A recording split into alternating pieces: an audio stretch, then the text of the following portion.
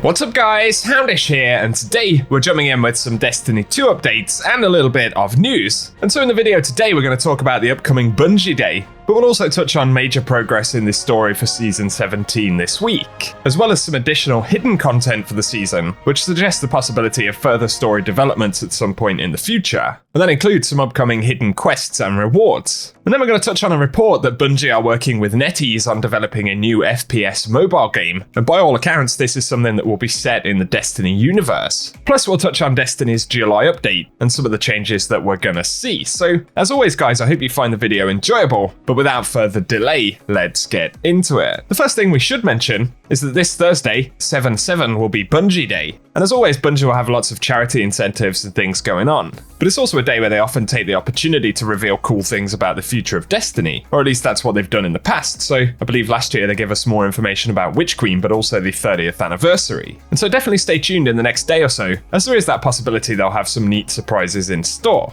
Moving on though, this week we got the final step in the Bound in Sorrow quest for the season, and this wrapped up in a pretty awesome new mission called Catharsis, where we finally caught up with Callus in this kind of darkness pyramid style space via the throne room. And we've known that Callus has been communing with the Witness, but before we had the opportunity to defeat him this week, he escaped. And following the events of the story this week, Eris warns us of what this could mean. Even with all our strength, we barely stopped Callus. This was not a victory, Guardian. It has merely bought us time. Callus has become an emissary of the Witness. He is the harbinger of the second collapse. For all we know, this was Callus's plan from the beginning, luring Guardians to his side with promises of riches and lavishing them with praise, only to slaughter all of humanity at the behest of a voice whispering to him in the dark. Callus may be gone, but the Leviathan remains, and it will take months to clear out the remaining nightmares and assure it is no longer a threat. But even those efforts may be for naught. We have reached the point of no return. The Witness is near. It is the beginning of the end.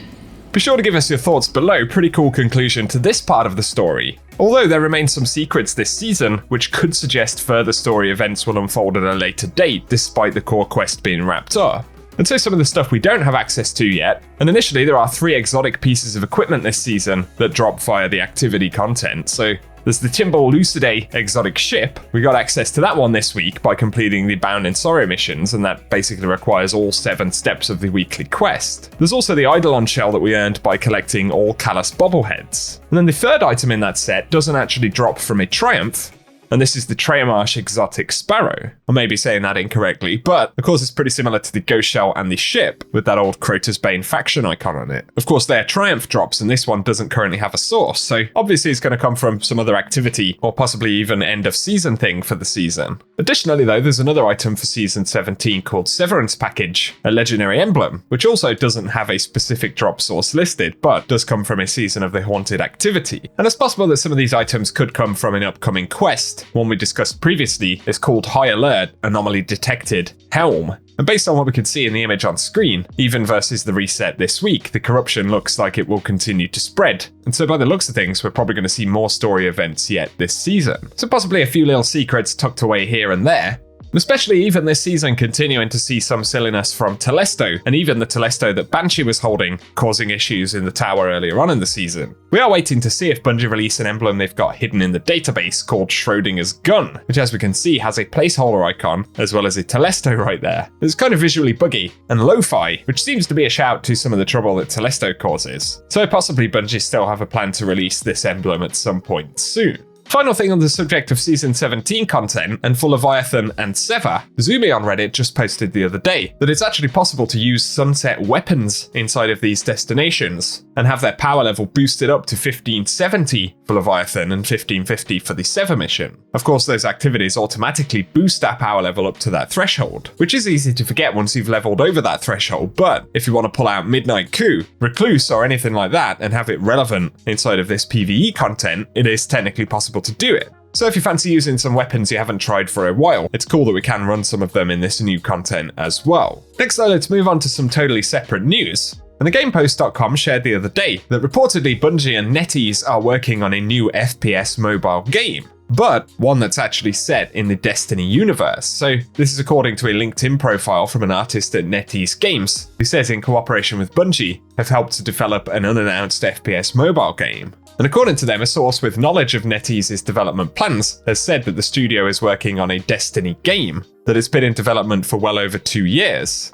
They also suggest that it isn't directly linked to Bungie's flagship title Destiny 2, and so it looks very much like Bungie are working on a Destiny mobile game of some sort. Probably something that will play very differently, obviously, and we'd heard before that they're interested in building their own internal game engine for mobile games. And that is also alongside the fact that Bungie are now working with Sony and have been bringing people on board to help them move into Destiny in new media, so all super interesting stuff. And I'd be curious to get your thoughts on what that could potentially look like down in the comments section. The final thing to mention, since I was away last week, but Bungie did announce a new weapon sandbox update for July, which should be dropping alongside Solstice on the 19th of July. And so they are coming in with some buffs for airborne effectiveness, and they're improving the baseline accuracy and aim assist for all weapons in the air. They're also adding a static airborne effectiveness buff to some existing perks, and raising the base airborne effectiveness stat on several exotic weapons. And so that's positive. And then additionally, 180 RPM hand cannons are going to see a bit of a buff, and so they're increasing body shot damage from 37 to 40, and crits are moving from 57 to 60, and they can now kill with 2 crits and 2 bodies against Guardians in 1.33 seconds. Additionally, precision auto rifles, they say, have fallen behind other AR families, and they're increasing body shot damage from 19 to 20, with precision multipliers moving from 1.6 to 1.5, but crit damage staying the same at 30. They're also changing precision scout rifles, and they're increasing body damage from 34 to 38, and crit will move from 54.4 to 60, and they'll be able to 2 crit and 2 body against 197 HP Guardians. Then for high impact scouts, they're increasing body damage from 38.2 to 42, and crits will move from 66.9 to 73.5, and they'll be able to 2 crit and 1 body against 189 HP or lower.